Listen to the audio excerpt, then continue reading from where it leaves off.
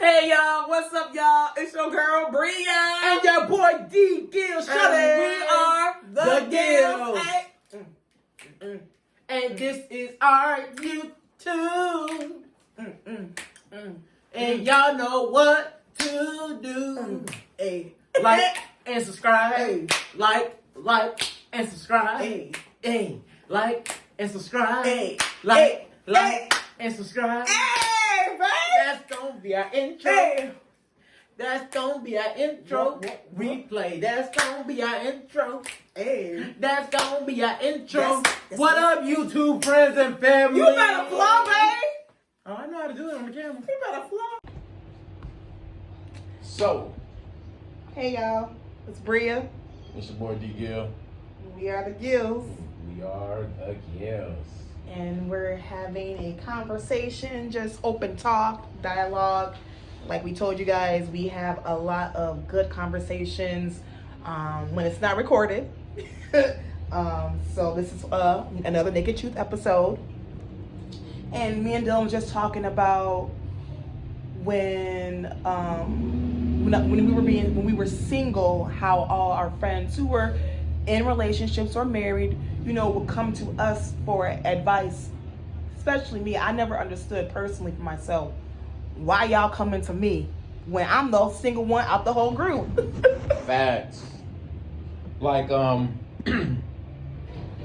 don't know what it is. It's like I'm saying we because I consider everybody to be, you know, we're all friends here. But like, when we get in our situationships, because I know that's what y'all love to use now, situationships, why is it that people that are not in relationships are the first ones we run to, or like are the ones that we are guided to go and ask for advice or just for anything, like their point of view or perspective, when we know they don't have nobody to share that with? I'm pretty sure that single people were like, you know, I wish we had somebody to argue with, or I wish we had, like, you know, somebody to bicker back and forth with, yet we go home to ourselves or by ourselves and, you know, ponder on those things. I never understood why. Why would you ask me? And I have no idea. The same way with kids. People will ask you, what was you doing in this situation? I don't know, because your kids are like half my age. I don't know what I would do. I'd probably punch them in the throat. Right. And let's just be honest. All I am is TT Bria. I get the kids, man. I take them back to their parents. So I do have experience with kids because of my siblings. But other than that, no. I can't help with no kids now. Definitely not that. And I feel like that sometimes, not for me though, when people who are in relationships or are married come to a single person, you know, that kind of scares them off into wanting to be in a relationship. But one thing that I learned, and one thing that I don't play with, is marriages. So at the end of the day, I'm always going to be real and on the right side of marriage. So I don't do that, you know, sneaky link, cheating, you know, affairs or whatnot. I don't believe in that. I'm always going to tell my friends, hey, you right or you're wrong. Hey, don't do that. But I also learn from my friends who are in relationships and who are married, from their experiences with their significant others, their experience with their kids. It sets me up for success of the do's and don'ts of being in a relationship. And I think that's why me and Dylan has flourished so much in our relationship, because we've seen so much from relationships, from friends, from families, that we know how to move correctly in ours, I guess.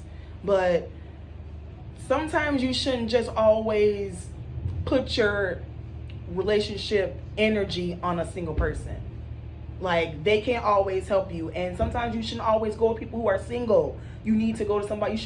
You should at least have one or two when you're married, or if you're in a serious relationship. I feel like you should at least have one or two real, authentic friends that are real, authentic in their marriage.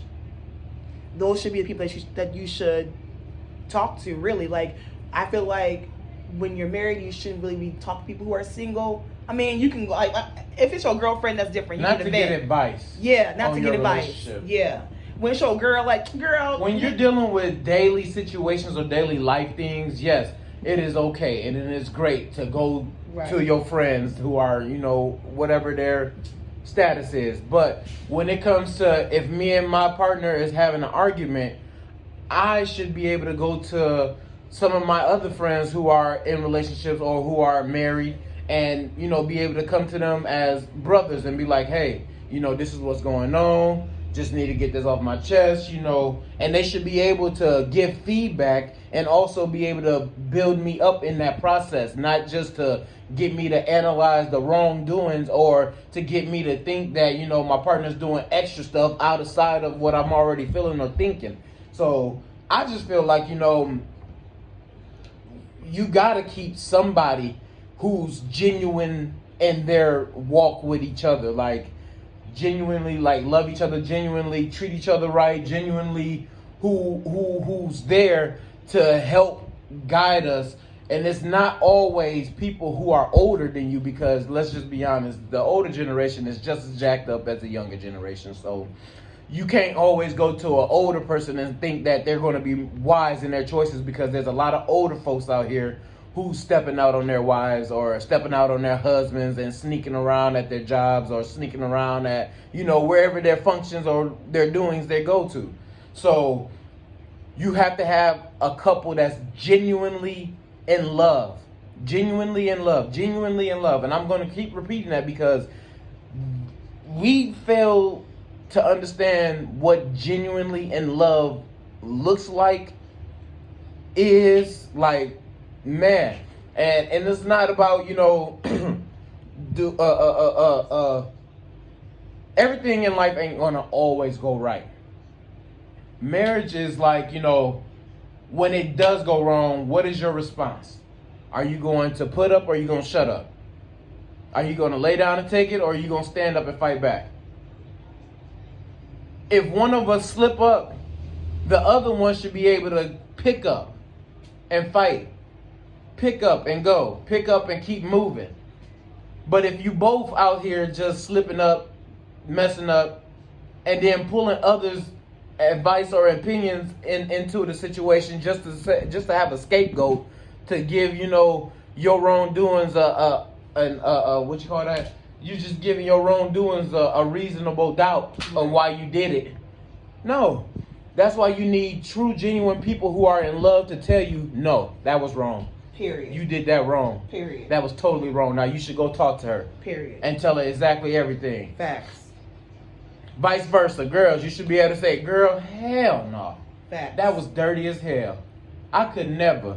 I've Should never. I've lost friends. I have friends that switched up on me because I have been in situations where I've told friends, you know, hey, that's not right. Hey, what you're doing is wrong. Hey, you shouldn't move like that. I had friends where I tell my friend, hey, that person is married. You need to talk to that friend. You know, at the end of the day, I'm always going to be the person to want to know, because at the end of the day, I will want to know.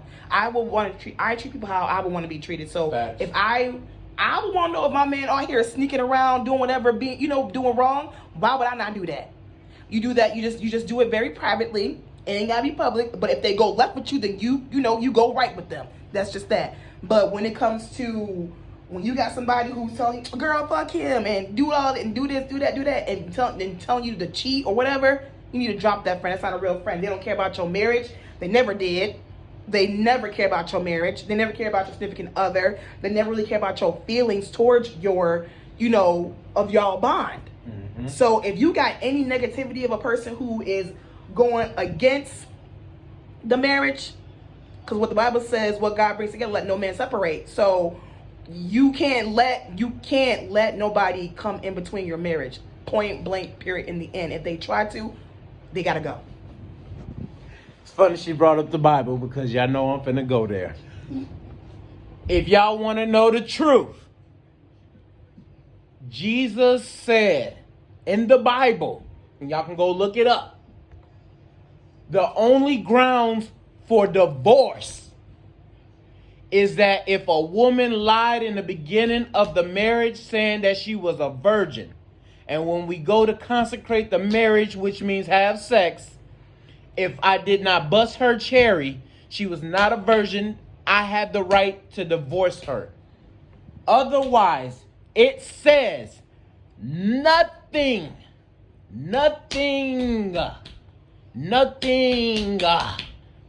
else is right for divorce. Nothing else. Nothing else. So that means you need to work it out. Marriage is not for play. We don't get in these bonding relationships just to get divorced. We don't get in these relationships just to, she was out in the club doing her thing. Hey, and be on the lookout for them gills. For them gills. For them gills. Be on the lookout for them gills. Cause they coming live to you soon. Check it out. Hey. Coming live to you soon. Check it out. Hey. Coming live to you soon. Check it out. Hey. Hey. What you say? What you say? What you say? Let me cut it. Bye, y'all. Bye.